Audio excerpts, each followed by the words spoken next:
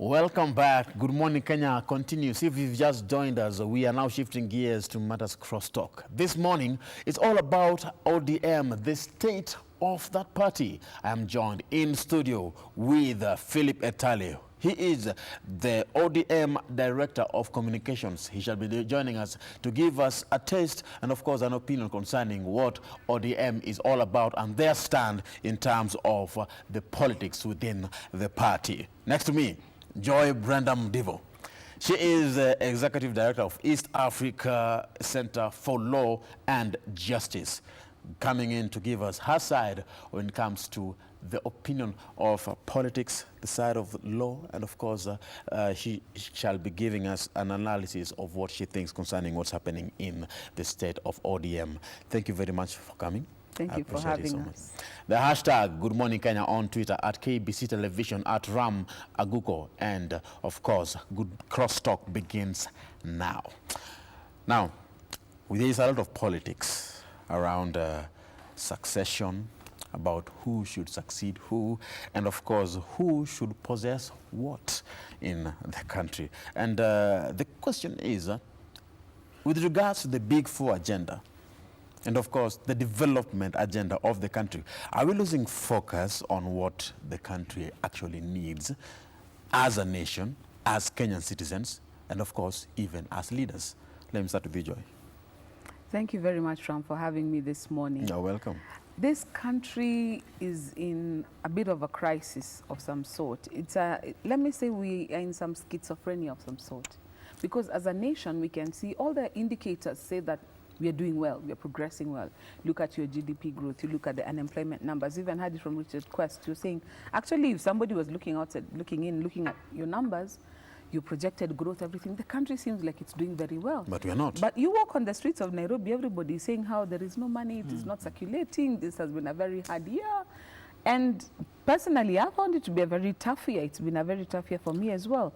And so you get to a place where when you hear something like the Big Four agenda, the thing that you wonder is, how does this translate to ugali on my plate? How does it translate to money in my pocket, fees for my children? You say the Big Four agenda is not that important or necessary. No, it's not that it's not important. It's that in the macros, it is steering the country in the direction that looks like it's growth. But in the micro, it is not translating into more comfort for the people. So foreigners looking in are wondering why are Kenyans complaining, because this looks good for you. But the people on the ground are not getting to where they're supposed to be. So what the president said at the M-Pesa Academy the other day is what I wish he would concentrate on and put Big Four on the back banner. You know, like what we've done in Vision 2030, Big Four can go on the next banner next to that one and just say, you know what, if we can live a cohesive Kenya and if we can live a less corruption Kenya with more money back into the economy, I think most Kenyans would be better receptive of the agenda of the president than if we have Big Four being achieved, but in the meantime, it is being achieved parallel to more mega scandals. So it is housing, but there's more scandals of how housing money has been eaten. There's agribusiness, but there's more money of how agribusiness have been eaten. So if we can do cohesion and anti-corruption, I think Big Two would serve us much better than the Big Four. Okay, and of course, it also brings into the debate whether we should be talking about 2022 elections now. Let me get it from you. Are we losing focus? Thank you, brother, for inviting me. This is the first time I'm coming back to where I began. By the way, it's been a long time. The last time here was in early 2000? I think I was here. I left 2003 around May, so I'm glad to be back home. Oh, wow. Welcome back. Having said that, I just want to summarize Kenya in one phrase. We are in a state of suspended animation. As a country, we are not moving because the gains we have made over the years since independence, whether good or bad, have been eroded by politics of I want to be what, I want to be something in the next election. And yet we are still 4 years away from the next general election. So I think Kenyans are being treated to what we call a state of anxiety because they don't know whether we are still campaigning for elections because we just finished a very tough electioneering period which culminated to a repeat presidential election. It was so tough, and Kenyans are fatigued because for the past 2 years they've been in electioneering mode. And yet after that election, after the swearing in, immediately the president was sworn in for his second term, we started another round of campaign. And now this one is very extensive. Everyone talking about 2022. Nobody's talking about the Big Four agenda. We've not even taken a break from campaigning. Yeah, it's funny that even those in government are not concerned about the plight of the common mwananchi. What the government needs to do to fulfill the campaign promises they made to the Kenyans.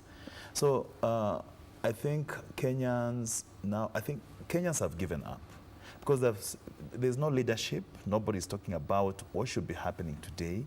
Everyone is talking about what will happen tomorrow. Let's focus on today. And that's what I always say. In fact, when I interact with the public on social media, I always say, why can't we focus on today and think about tomorrow when that time comes? So that's why I said you're in a state of suspended animation. You're not moving anywhere. The country is stagnated. Even when you talk about reviving our economy, we can't do it in this kind of a situation where people are just talking about politics, politics, politics. We eat, sleep, wake up politics. That's wrong.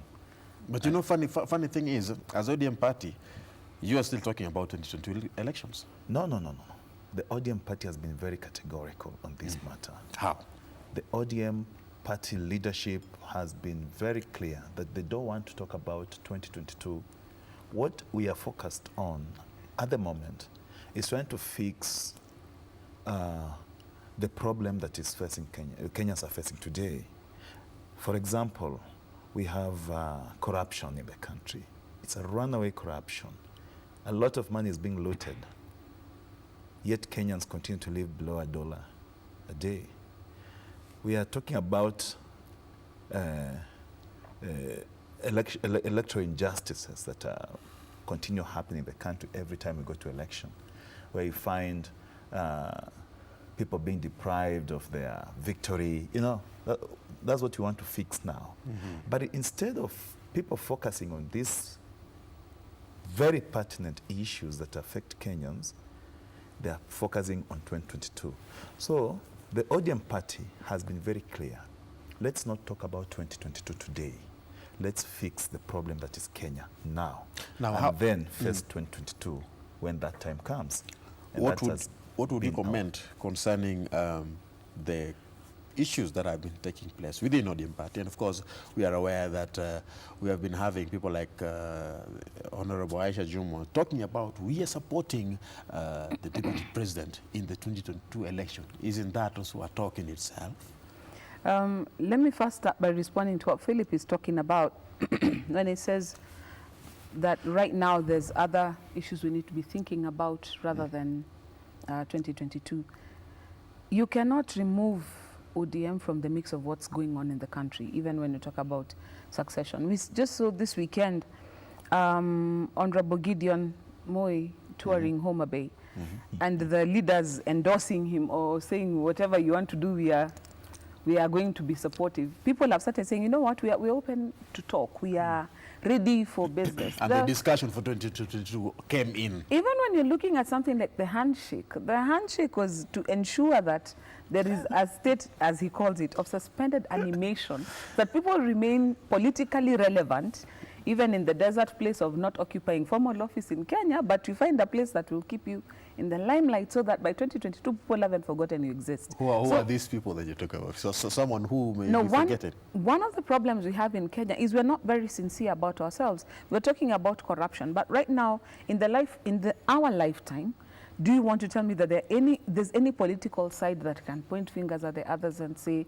you're corrupt and we are not? I mean, we were treated to the coalition government, the coalition that we had, and that time we had two governments running side by side. You could compare and contrast, and none looked different than the other. So if you talk about corruption, it's the pot calling the kettle black. If you're talking about electoral injustices, you disagree? No, listen. Let me make my point. If you're talking about electoral injustices, it's been replicated Since the days of Moi, we have seen it. But what else do we have? Our internal party structures are shambles. ODM does some of the most chaotic primaries we've ever seen. We've seen party indiscipline, even, well, not just with ODM, even with Jubilee. Look at what has been going on with walkouts and with boycotts and with statements that make absolutely no sense. We've come to a place where, as a country, we can't have things, institutions at work, because the very players are the saboteurs of the system. I mean, is it Wanjiko who went and planted Vifaranga's computer? Wanjiko went, she did what she was supposed to do, she voted, and she went back home. But the political class who sit in a club somewhere and decide, you know what, this guy is one who's going to run there, this guy is one who's going to run there, this guys, those are the guys who mess us up, because they have the result, then they work towards the result, using the rest of us. Case in point is what happened in Migori when they were saying, you know what, we are not going to even conduct primaries. Us guys have decided as a party that this guy is going to be our candidate. So we get to a place where people are disenfranchised by the people who are supposed to be leading them. So we need to start being intellectually honest with ourselves and say, you know what, maybe some of these things used to work in the days of yore, but we've come to a place where if we're talking about being Democrats, let us live it on a day-to-day basis, demonstrably.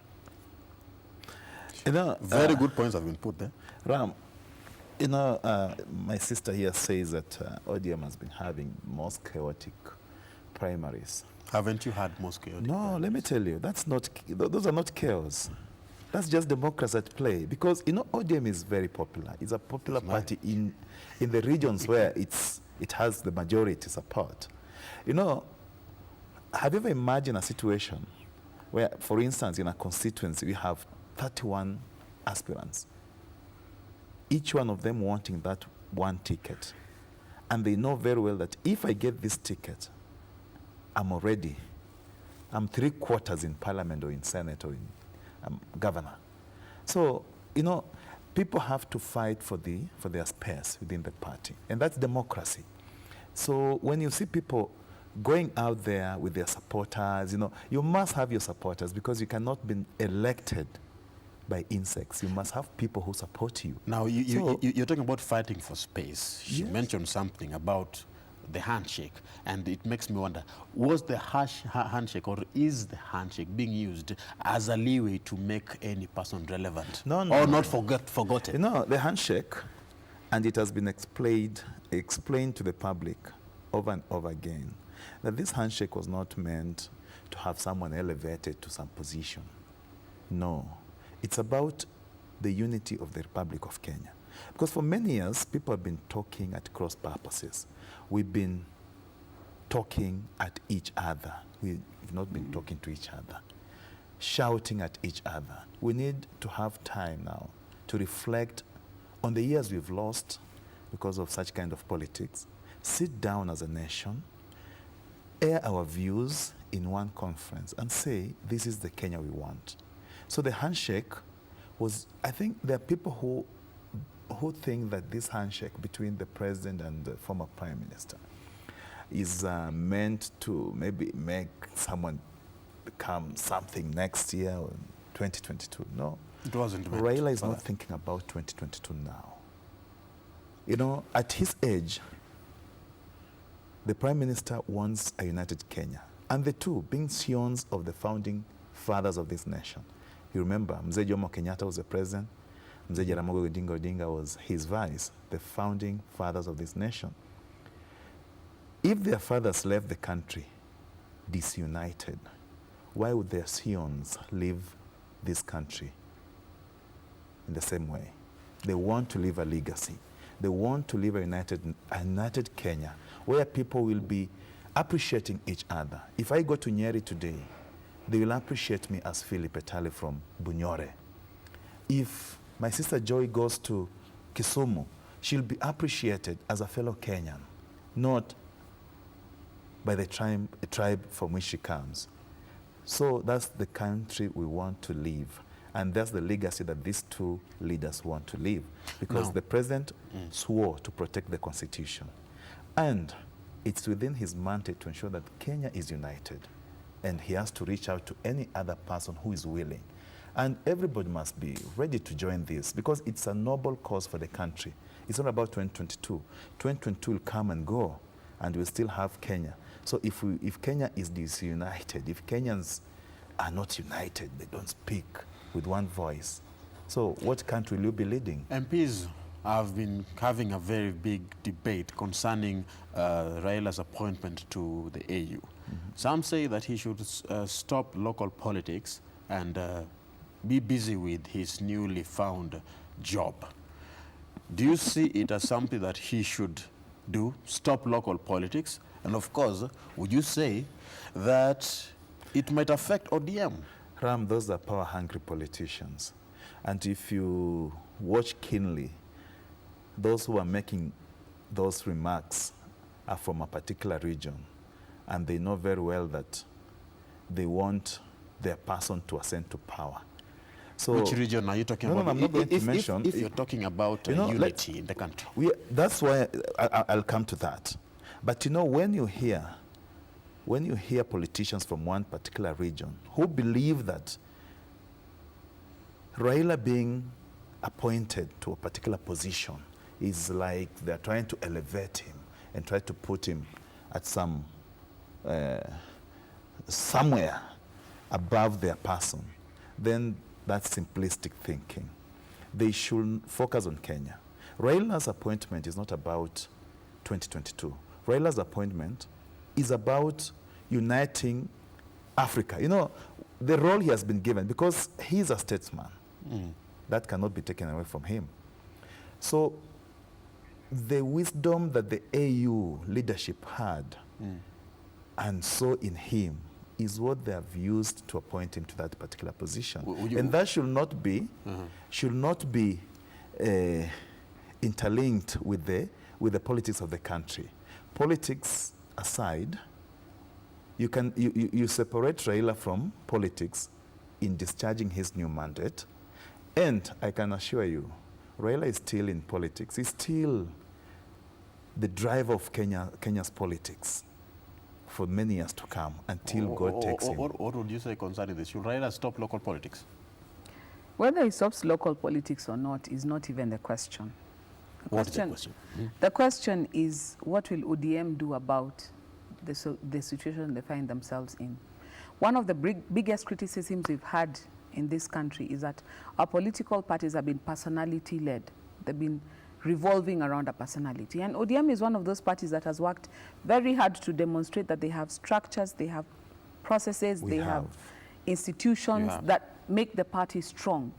And I, for one, cannot be as stupid as to imagine that Raila is no longer a factor in local politics. He is. That's fallacy. I mean, the stature of the man is such that you cannot wish him away from Kenyan politics. It's like President Moi. I mean, he hasn't said a word to us in the last 20 years, but people are still going to Kabarak to consult with the man. Why? Because his stature is such that as long as he is amongst us, he is a force to be reckoned with. And that's the same stature that Honorable Raila has. It's not something that anybody can wish away. But of course, however, as a political party, now ODM has an opportunity to find out, can they have ODM without Raila at the helm? It's not without Raila, but without Raila at the helm. The way we are talking about, can we have a ceremonial president, or can we have a prime minister, can we change the system? Is it time for them to tell Mzee, you know what, you have been our king for a while, but right now, you know what? Yeah, you do like the Saudis. So you still have the king, but can we get a crown prince to see where this party is headed without Raila? Why am I saying without Raila? It's because he is a mortal man. And he is not a very young man, although he's very strong. So he may have very many years ahead of him yet.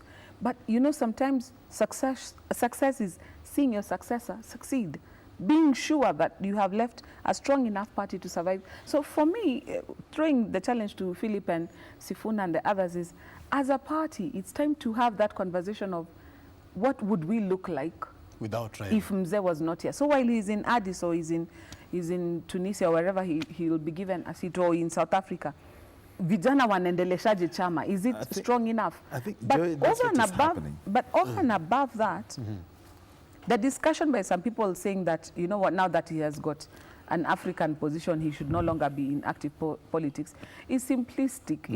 It's a simple Simon sort of thinking.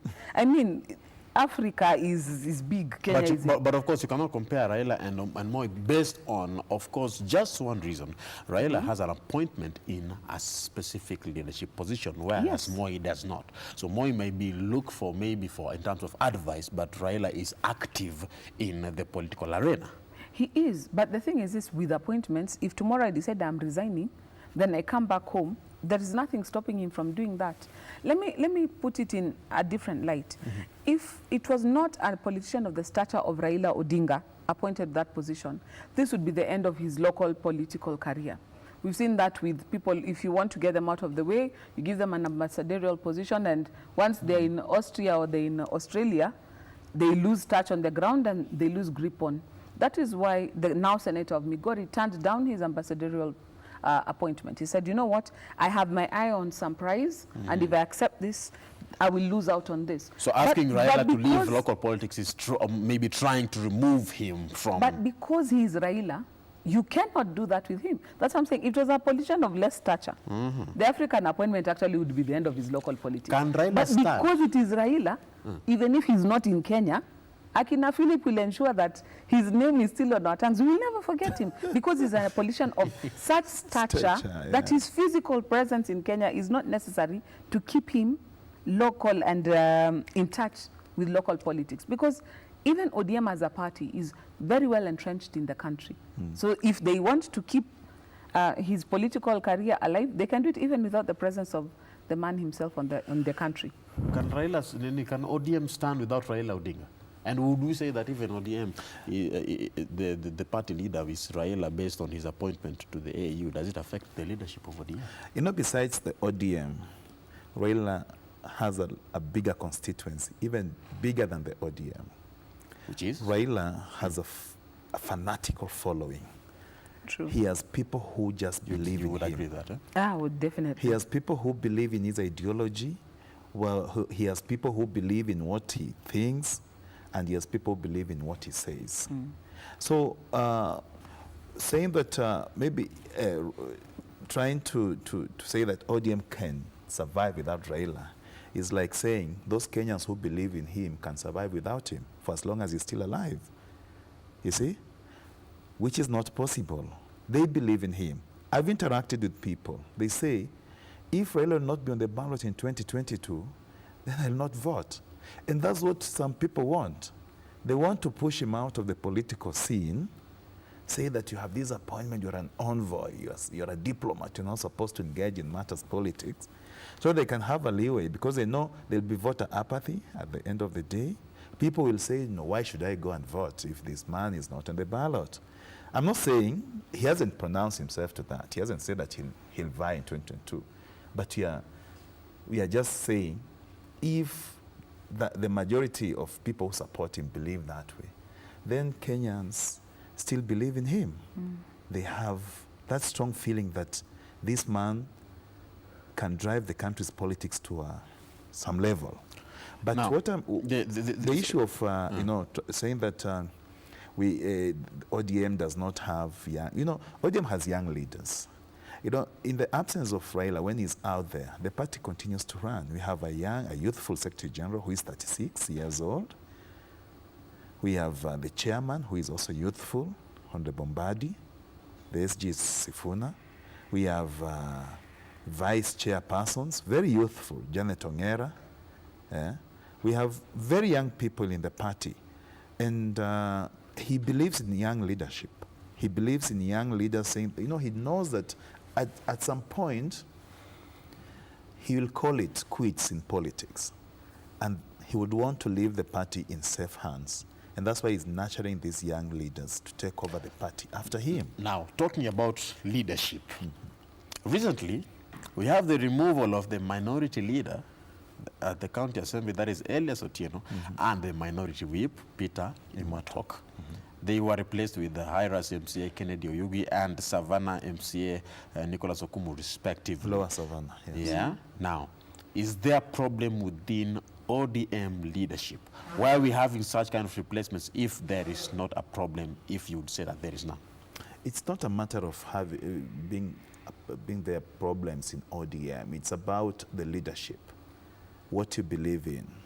if somebody... You don't believe in the ones who were there before? Like I'm trying to explain the circumstances that led to their removal.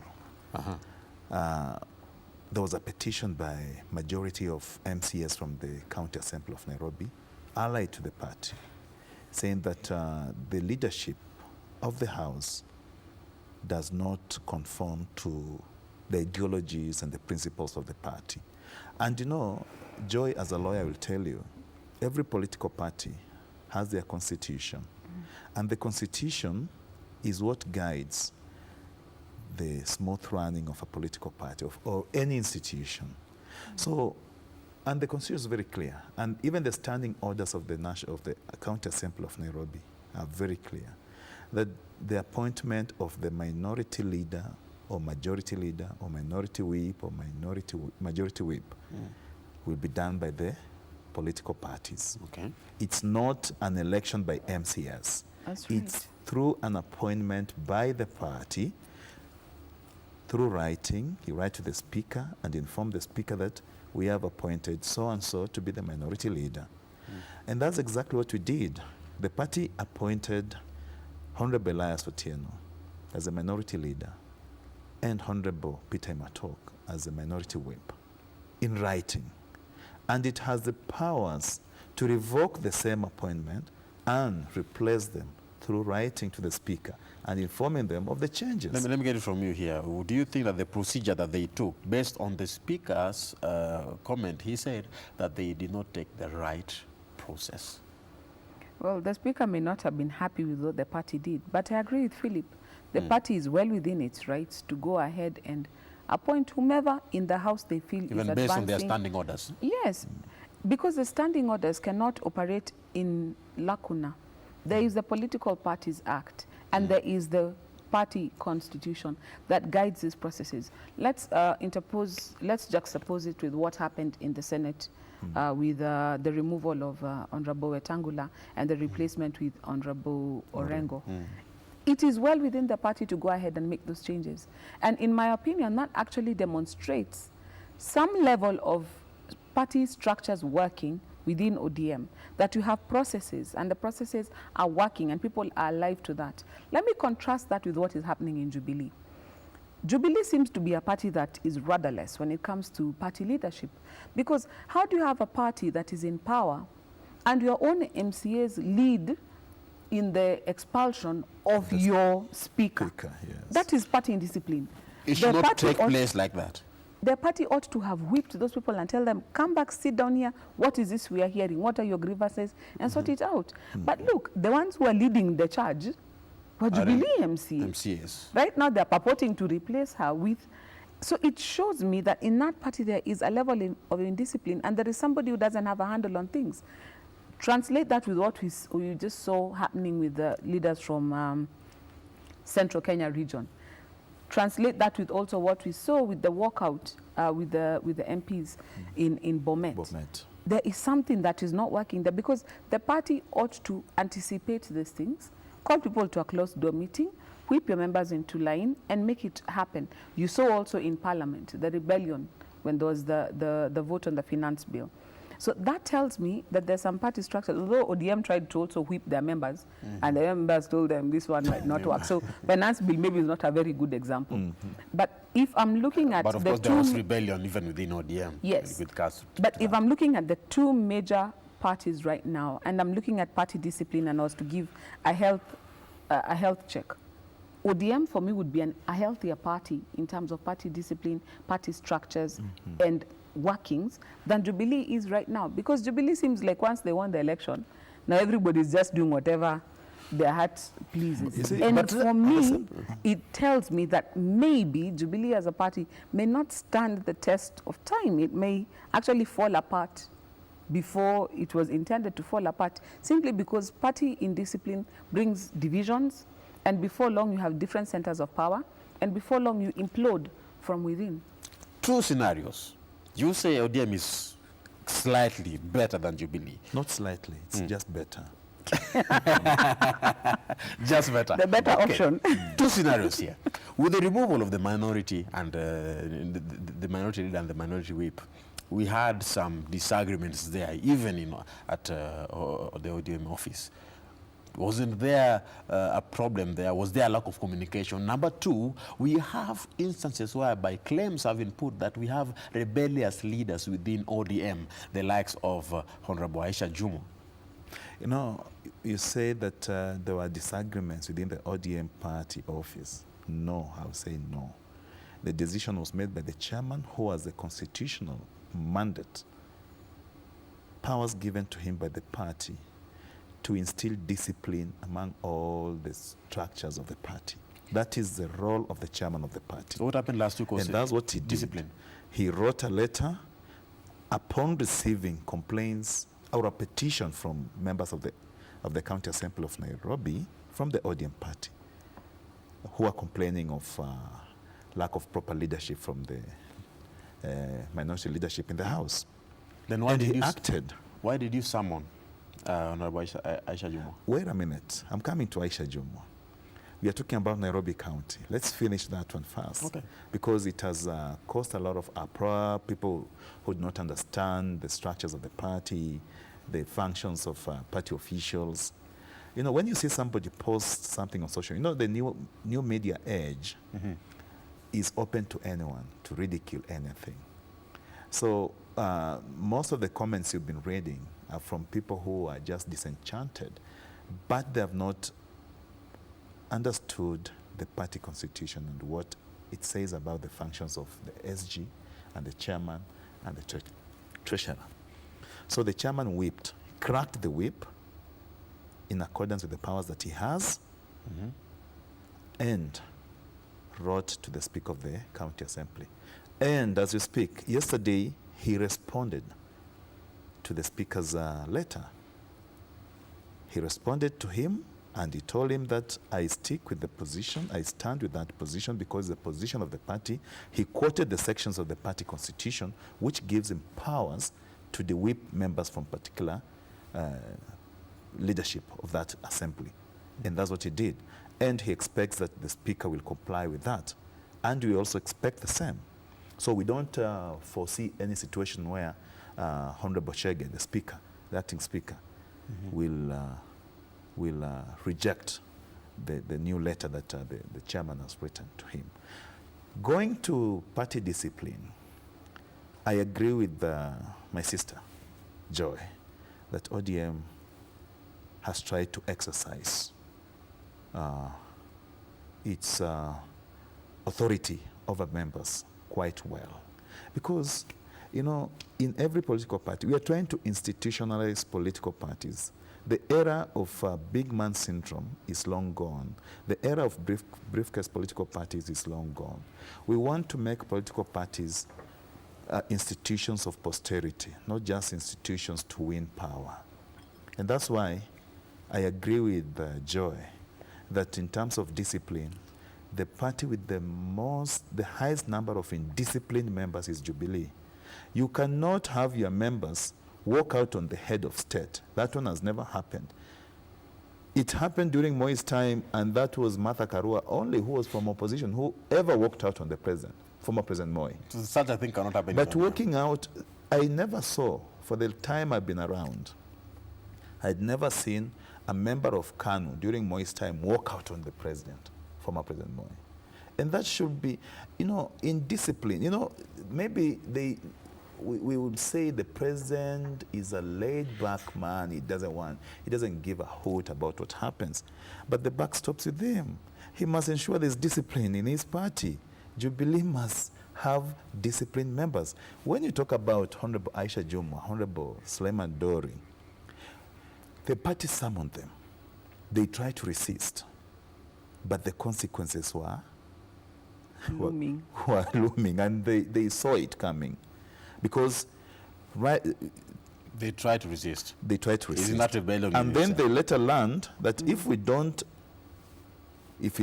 go before that disciplinary committee, the committee will write a report to the party NEC that these members refused to come before us to explain the reasons why action should not be taken against them. So if they're in line. After that, because the law is very clear, that to be minuted, and it would have been minuted and forwarded to the Register of Political Parties, who is the custodian of political parties. And she would communicate the same to the Speaker of the National Assembly, and their seats would be declared vacant. That's why they came running. They came to before the disciplinary committee. They lobbied, they tried all means to ensure that that doesn't happen. And they appeared before the disciplinary committee. They explained themselves, and they were pardoned. Right now, you cannot hear them making noise.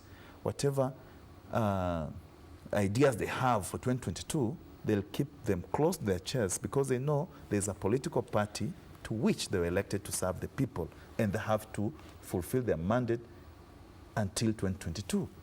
So, party discipline is paramount.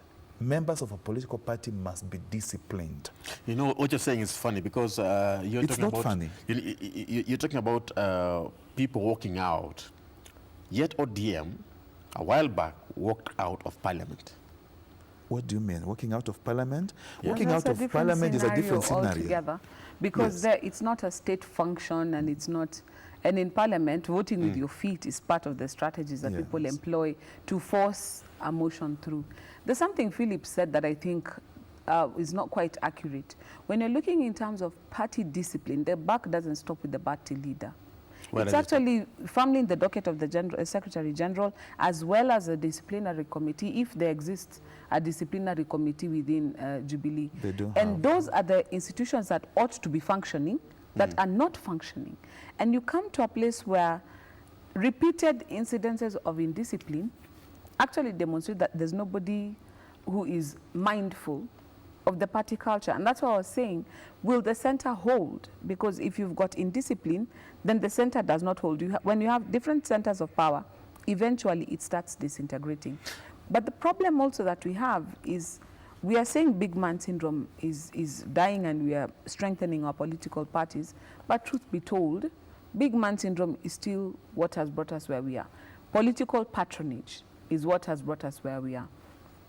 As much as ODM say they have pardoned their errant MPs, it is because they know if they roll the dice and decide to go for by-election, as much as Aisha Jumayes was elected on an ODM ticket, she also brought her own basket of votes, and that seat might go to, if she defects to Jubilee, it might go to Jubilee if they decide to roll the dice. Why? Because we looked for the strong men in the region, or the strong men in an area, and try to get them on our side so that we can bring in more votes into our basket. So even as Kenyans, I don't think we are yet distinguishing our political parties based on ideology. It's based on who you like and who you don't like, who you support and who you don't support. It's based on frivolous things like wake up early and give the president a birthday present. Based on personalities. Or kumira. As in, TB Motialala. We mobilize on the lowest common denominator, tribe. We have to come to a place as Kenyans where we actually interrogate our political parties and say, does this stand for a more socialist, big government sort of situation, or does this one have a smaller, leaner government, but bigger business, bigger private? Those are ideologies. But in Kenya right now, is there anything called ideologies? The only ideology we know for a fact is that our politicians are tumbocrats. They look out for their interests first. Even ODM. Even ODM, because if you look at the way we are functioning right now in our country, the people in power, the people in civil service are doing business with government.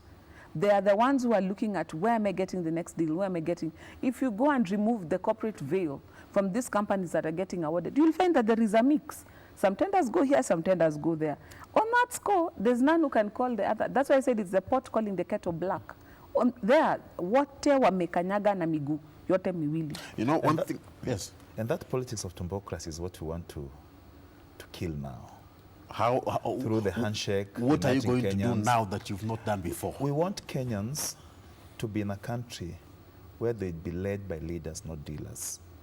We Okay. want Kenyans to be in a country where they'll be satisfied with the kind of leadership that the leaders will provide to them, fulfilling their election promises, rather than focusing on their own stomachs. You see, as we speak today, we only think about ourselves, as Madam Joya said, politics of tumbocracy. We are tumbocrats. And I'll say that's the way of politics. It's what was started way back in the 60s, a bad culture. a bad culture that we need to eliminate today. And if we want to go forward as a nation, if we want to grow as a nation for our generations and the future generations, we must start by eliminating that style of politics, the old style, old school politics, and bring in new school politics where people will think about the country and not about themselves. Where a community will think about the whole nation and not about one of our own. Where Philip Etale or Joy or yourself, Ram, will go and say, I want to be president of Kenya, not because I'm from a particular community or a particular tribe, but because I'm a Kenyan and I want to build a better Kenya. That's the Kenya we want. So you would not have any problem with lack of representation from a certain region? What do you mean lack of representation? The executive. Yesterday, but the executive has only one person in front with his deputy. Yes. How can the 44 of us possibly manage to fit there? But you see, there's something that Philip is a point he's making that we should not, as Kenyans, lose. We do our politics all wrong. One, our politics is very high octane. It's always, we whip emotions. That's why when you see people talking about a referendum, I've said it before and I will repeat it. As far as I'm concerned, the referendum is not even about creating extra spaces. It's to keep Kenyans excited and engaged in politics before 2022. That's how you've been running our... It's a sideshow. It is a sideshow. Think back to, let's start from 1992. It was the clamor of removing Moi. Then we came to, it's the Rainbow Coalition, the NARC wave. Then we come, okay, now, Kibaki Tosha. Then, there was the first 2005 referendum. It was Orange and then ODM was born. Higher. Then we come to this other one. Now it was ICC. And we always find a gimmick to keep Kenyans engaged and excited in politics and to keep engaged in the process. But what we have done in the meantime is we have monetized our politics to a level that is frankly unsustainable. You look at how much money somebody spends to try and get into these offices. When they get into office, Tumbocracy has to come in because you depleted your family's resources to try and get there. Yeah. On the flip side, the guys who ran against you and did not succeed are ruined. Yes. And you find that, by the way, some of them, their businesses, I mean, if you see somebody of the stature of Buzeki needing to get an appointment to Chemel Sugar, tells you, Bana, Biashara was doing badly, the man had to get somewhere kushikilia. We've seen politicians being put in charge of water boards and things like that because politics has become so expensive. We've come to a place where before it used to be maybe some ideas, you would have some competing interests. But now it's become ramsaters. You look at even the... Think back in the just concluded elections. Did you see those rallies with the LED screens and the pizzazz and how much money do you think goes into organizing those things? And yet you get to a place where Kenyans are not listening to what really are the leaders saying. I've made an argument, for example, that if we are the ones purporting to change this constitution, we will still ruin it.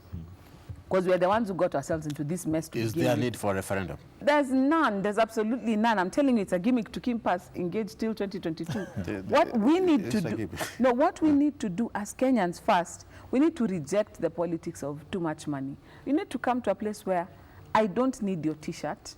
I don't need your party colors. I don't need, what is it you're offering? Let's compare and contrast. For example, the elections in the US are a bit like what we have now.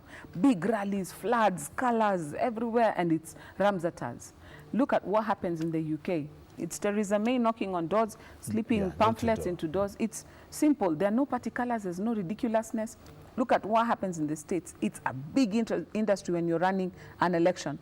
Look at the UK. Is you go to your local council office, you get some scrap of paper, you write who you want to be voted in, fold it and drop it in. There's no big science about it. And then in the morning when the 12 Flani has won, you're like, okay, jolly good, well done, and you move on with your life. That's where Kenyans need to reach, where I say, you know what, whoever ascends to power, whether he's a Mluya like me or not, as he's one in charge, yes. We know what he's supposed to do, yes. Okay, we know where to look out for him. And that's where we should get to as Kenyans.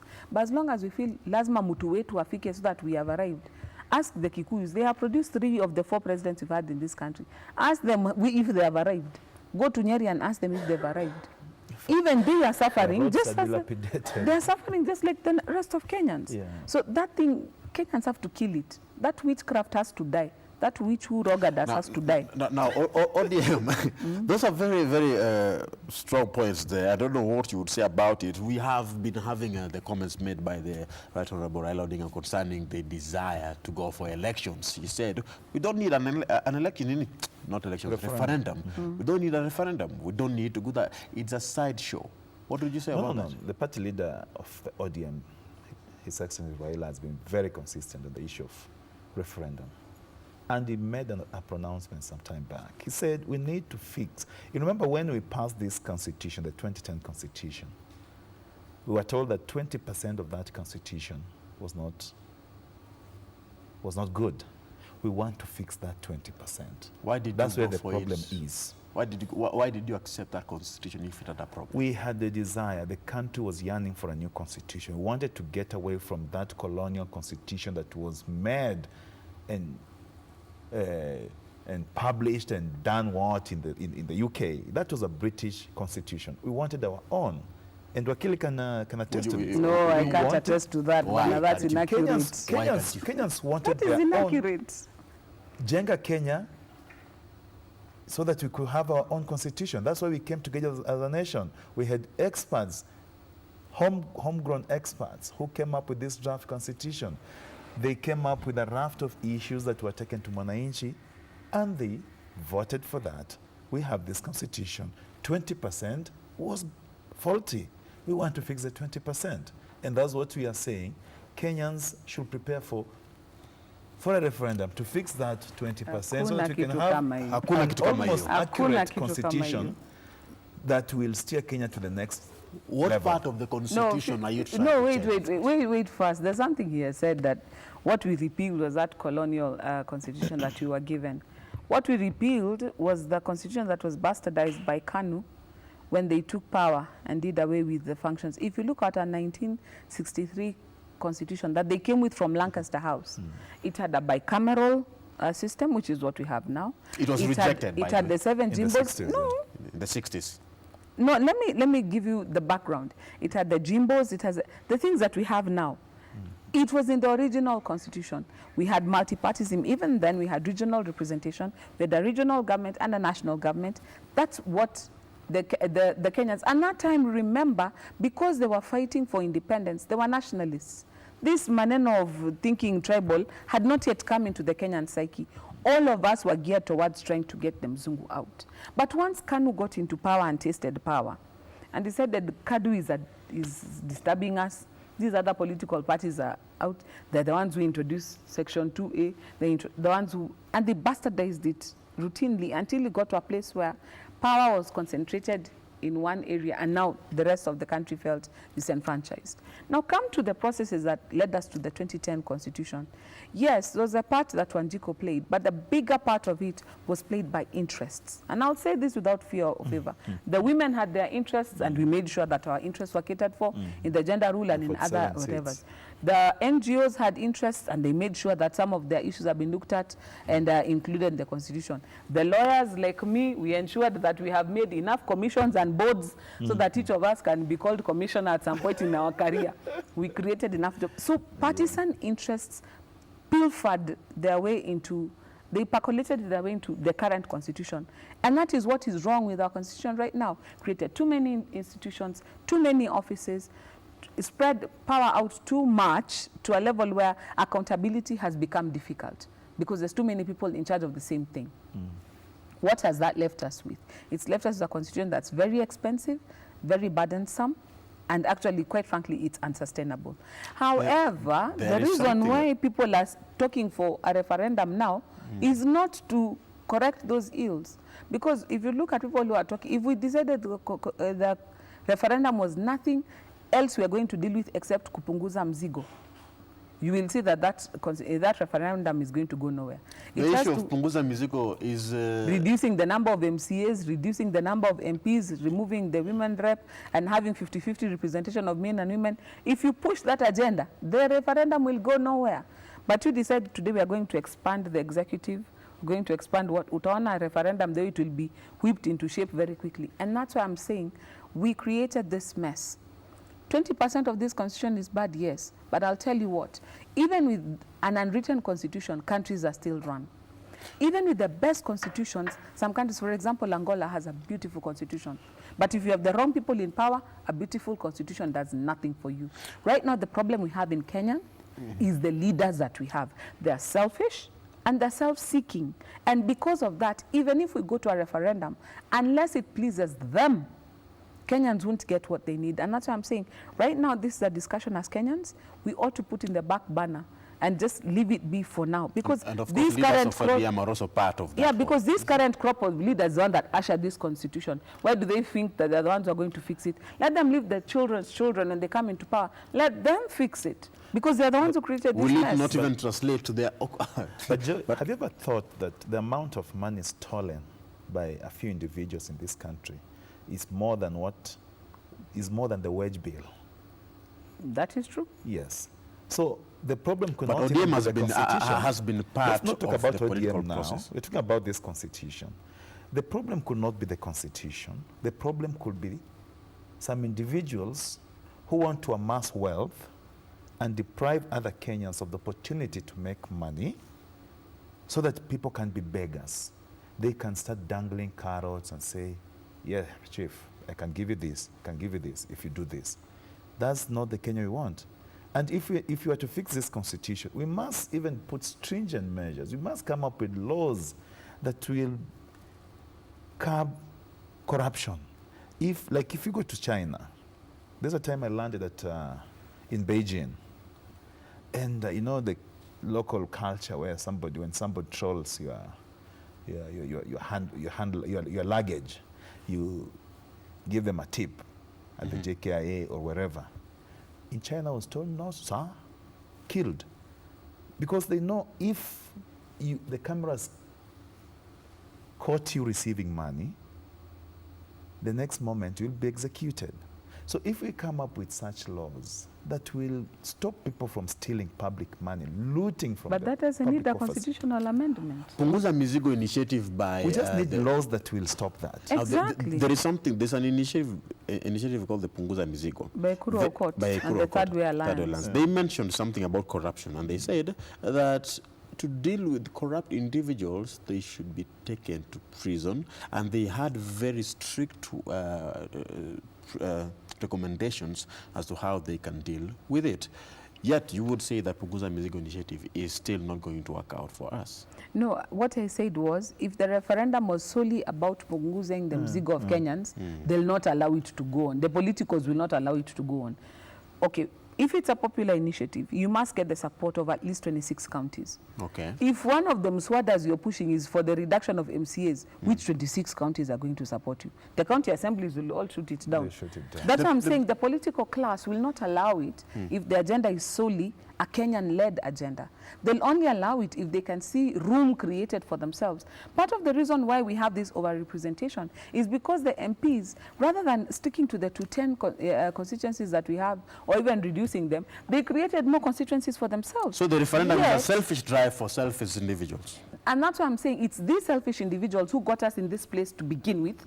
These selfish individuals cannot purport to lead us out of it. That is my argument. We have to come to a place where there is, in the Bible it says, they came a Pharaoh who did not know Joseph. They have to come a generation that is removed from this process, that has not searched through IPPG, Agenda 4, searched through Yashpal Gai, the Bomas draft, sat through this process by this committee of experts. There has to come people who didn't have that lens, that background of we are trying to get money out. There has to come a generation that will look at this thing critically and be able to change. Because as in the no campaign, it is true there are some parts of this constitution that need to be changed. All these boards and commissions that we've created are totally unnecessary. For example, if we look at something like FGM, FGM is dealt with by the Gender and Equality Commission, the Human Rights Commission. In the ministry, there is a department that deals with FGM. There's an anti-FGM board. And there are NGOs that are working towards the eradication of FGM. The four I've mentioned who are in government are all paid from the exchequer, from the consolidated fund, to do the same job. We have to come to a place where as Kenyans we have to say, you know what, this is total and utter rubbish. But right now in the current environment, ukifungua tu katiba hivi, we are back to where we were in 2010. All the partisan interests You can be sure the women, we are waiting like this because gender rule has not been sorted. So the women caucus, even me, I'm there, we are waiting. Mukifungua tu, we are ndani, now we want 50-50. Hakuna cha 2/3. It's you elect one man, you elect one woman. That's why we are headed, by the way, just so you know. But of course, that is also part of Punguza Music. But let me also put into perspective here. Do you think we are overrepresented?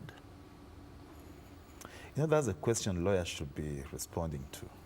But get it from her. as a Kenyan, I feel overburdened because of the high taxes that I pay. Because if I earn a salary of a particular amount, and then a quarter of that salary goes to the recurrent expenditure. Yes, then that tells you how much Kenyans are suffering down there. Because I went to the village the other day, and I had 1,000 shillings note. I went to buy 2 bottles of soda for my boys. Do you know the shopkeeper could not get balance? He told me, give me some time, come back for the change. Because there's no circulation of money. Market. People are suffering down there. It's not like in Nairobi where you can have 1,000 shillings and you flouse around, you have money. Down there, people are suffering. So people, I would say we are overrepresented, yes. But how do you think these members of parliament will agree to this proposal that will reduce the number of constituencies? No, even They will anyone not. with political interests will not even say, hey, we'll keep off that thing, because they have an interest. Everyone has an interest. But let's talk about these devolved units. There's too much wastage of funds at the national level.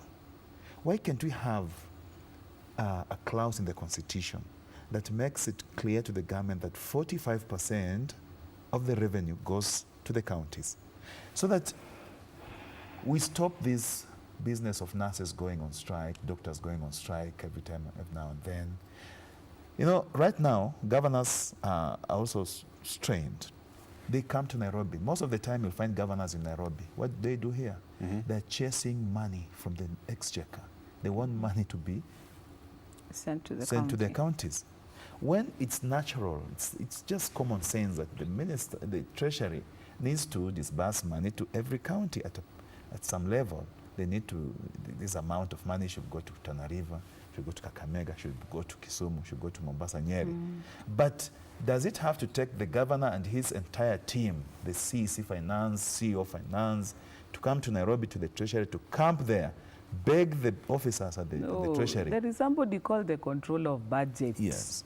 Huyo is ndo that? mfereji. Huyo Yes, ndo they mfereji. camp Because at her office, if actually. the controller of budget refuses to open Yes. the tap, nothing is going to flow. That's the problem And governors are But facing. we are And we having had a money that critis- is coming from the top, The but it's not reaching the No, and the even bottom. from the counties, the revenue generated these days, you have to account for it. It has to come to the controller. It has to, budget. yes. Let me give you just a snapshot of what we're looking at. If right now we decided as a country that we are going to become serious about dealing with this expenditure, wanton expenditure, it's very simple to do it. First and foremost, earlier this week, I think I saw the Auditor General saying, even in the counties, there's wanton wastage. There's MCAs going for trainings every weekend. They're either in Kisumu, and that bench that's always been marked. Me and to see how many marks on that bench. Because people are benchmarking everyone, they've been benchmarking since we started. Even out of the country. And we are not seeing which benches are being marked, because in Even Kenya, in our sports. benches still look the same. The same. Hata usiende hiyo ya World Cup. Because there's some of these things that you look at and you wonder, and these are things that are totally unnecessary. If now you're, as an MCA, you've served a year into your term, and you still need training, you are a low capacity individual to begin with. Why did you offer yourself for service? You ought to have sufficient aptitude that in the induction you're given at the beginning, you're able to carry out your functions without any more. And yet we hear them talking about they are not even sure why they were nominated, but maybe it's because they're Jubilee mobilizers, that's why they're in office. It's complete and utter You mentioned rubbish. Jubilee. Is ODM left out in this kind No, of I'm benchmark? quoting a example. certain MCA who was asked if she knows what her job was, and she was Okay. she got her position because she was a Jubilee mobilizer. So you're my representative sitting in my county assembly, and you have no idea why you're there. You have an office of representing women, and you don't know what you're supposed to do with it, and you're taking a salary from me, you're benchmarking, you're doing all these things. It's very easy to just say, you know what, every state officer, 1 trip a year, and that's it. If you're going to benchmark somewhere, pick your trip carefully, and that's it. It's very easy to say, by the way we talk about one man, one job. Why are you sitting in 3 committees, in 4 committees? Because each committee, sitting allowance. You've got, when you look at somebody in an office, if you are a commissioner, each commissioner has staff. You're looking at maybe 6 people employed by you. So if I'm looking at Joy sitting there as Commissioner Joy, I probably have a PA, I have a driver, I have a researcher, so it's not just my salary, it's the and kadhalika salaries. These are things we need to come to a place. We need to stop pampering our elected officials. You're our public servants. Why are we giving you cars? Why are you giving me mortgages? You were living somewhere before you. What's this of building the speaker house? When you were the speaker living before he became speaker? We have to come, because when you set people up with these trappings and comforts and they're traveling business, somebody who probably never even used to fly frequently, but now wants to travel business. Tomorrow they're not in office and they go back. There's no driver. Now you're opening the door for yourself. Before long, you hear somebody is depressed, somebody is dead. And if you do a research among politicians, especially if they've served long, after they leave office, they have a very sad life. We need to tone it all the way down. Let our members of parliament be really our servants. Now, and it will take, like I said, a paradigm shift. You see how millennials are behaving now. They are not judged by these things of, you want to carry my handbag open. They're not just, those are the guys who will come and change and say, you know what, guys, do we need to be 400 MPs in this house? Those are the guys who will have the heart for it. Do you think we are overrepresented? We are overrepresented. Now, with the aspect of Punguza Mzigo, trying to reduce the overrepresentation, won't that work? It will. Will it not reduce the amount of money we spend? I even wrote a blog post about it, and I said I have failed to see the reasoning of the drafters of the Constitution who gave MPs who are elected on the smallest mandate the biggest responsibility to decide how our money is spent. An MP is elected from a constituency. A governor has a county-wide mandate. A senator has a county-wide mandate. A woman rep has a county-wide mandate. But members of the National Assembly have got a constituency mandate. And yet when it comes to controlling budget, they're controlling 85% of our national resources, yet they have the smallest mandate in elections. And I made up a case and asked, why can we not make the ward the local area of representation? But when you go to the National Assembly, go with a county-wide mandate. And then depending on the population, you say, this county will produce 3 men, 3 women to the National Assembly. All right. The hashtag is Good Morning Kenya on Twitter. Tell us what you think about this discussion, ODM party, and of course, the issues we are talking about at KBC Television and at RAM Aguko. The hashtag Good Morning Kenya. If you have any questions, you can send them in, and we shall be sure to give you the feedback concerning that. Now, as we're winding up, you mentioned that we are overrepresented. And of course, you gave an example of about going to the village and about financial constraints. Now, as ODM party, putting you on the limelight now, would you be free or willing to reduce your numbers in terms of representation? You know, the party has not sat down yet on this matter of the referendum and agreed on what they should push. We are waiting for that time that this matter will be ready, and then the party will give its position. But in my own opinion, I think there are so many constitutional commissions that need to be merged or abolished altogether. These constitutional offices. What's the mandate of the ombudsman's office of the ombudsman? How many people have been prosecuted as a result of recommendations by the Office of the Administrative of Justice? What's the this National Cohesion and Integration Commission? What does it do apart from summoning people with hate speech? Then the following day they say they have apologized. I mean, it's okay. That can be handled by the police and the DCI. I think there's so many roles that are being duplicated. You feel ODM is going to solve it? Eh? I'm saying, you know, ODM is just ODM, a party. A party. And it will come up with recommendations. So I wouldn't say, I don't want to jump the gun at the moment. Okay. Because that time has not come. But when the time will come, the ODM will come up with its recommendations. This is what we want, and this is what we don't want. So let's cross the bridge when we get there. But overly, I would say the Kenyans are overburdened. we are overtaxed. These debts, I was reading somewhere that by 2022, the public debt will have hit 7 trillion shillings. Who is going to pay that? Our children? No. Well, who are not yet born.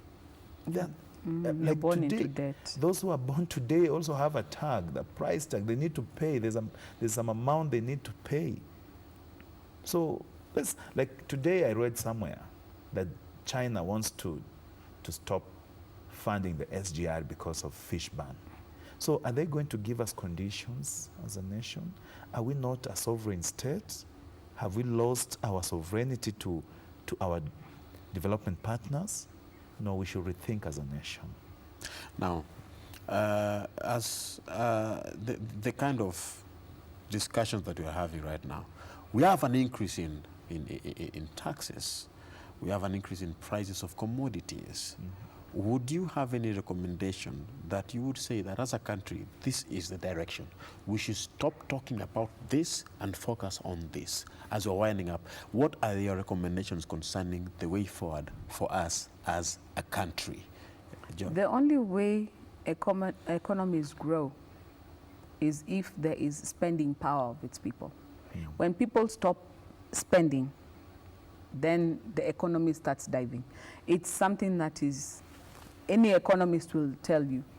The way you gauge whether the economy is doing well is by how much money is circulating. In Kenya right now, what we are seeing is a lack of imagination by the people at Treasury. They tax everything that moves.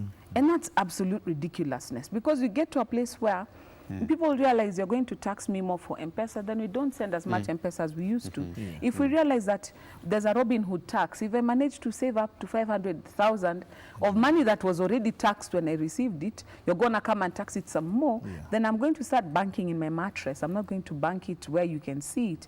If I realize that every time I do a transaction, you're coming after capital gains and you want to tax that as well, and yet I was taxed on the money that I saved in order to buy this property, then people are going to start double doing taxation. Yes, and people are going to start doing underhand deals. We have to come to a place where we have an honest conversation. Where we are headed right now with this overtaxation, it's absolute ridiculousness, and it will have the opposite effect. Initially, it will get you a little bit of money, but once people learn how to navigate the system, it will actually give you less money. Why am I saying that? The last 2 years, the KRA has been collecting slightly less than they're supposed to be collecting. They have expanded the tax bracket, but they're collecting less. Why? People are filing nil returns. People who had once profitable businesses are now struggling. Why is that? Again, we come back to corruption. Some of these Chinese, when the SGR supplies are coming in, they're filled with their TCL TVs and radios, and these guys go and get shops in Luthuli and open up. That's what we saw on Rabonderi, was it called Nderitu, the other day talking about. Yes, and he was saying, you get to a place where if I'm selling a TV at 15,000 and this guy got his duty free via whatever Madhogodhanyo means and he's selling his at 10, before long I'm out of business. I used to pay tax, he's not paying tax. We get to a place where they're opening companies in the country. We have people right now who have got businesses that were once profitable that are no longer profitable. What am I trying to say? If we're looking at a way forward in terms of this nation, the people at Treasury have to start thinking imaginatively. How do we have 22 million voters? We have got M-Pesa, watu wameregister sijui wangapi, but we've got 4 million people paying tax. There's a disconnect somewhere. And all these people are eating and sleeping, meaning they're earning something somewhere. Let Treasury think outside the box and lessen the tax burden so that there's more money in people's pockets so they can spend it in the economy. Now, Etale, have a final word within 30 seconds. Have a final word. Well, we need to have Kenya moving. Politicians should tone down on their rhetoric. Yes. We should think about the common mwananchi, not about us. You know, we have to grow as a nation. We don't need to stagnate anymore. So what I would like to urge our political class is that Kenyans are watching. What you say today, they will judge. They'll use it against you the next time you go to talk to them. So be careful with what you say. Think about us, think about the common mwananchi, think about Kenya. not about myself. Wow.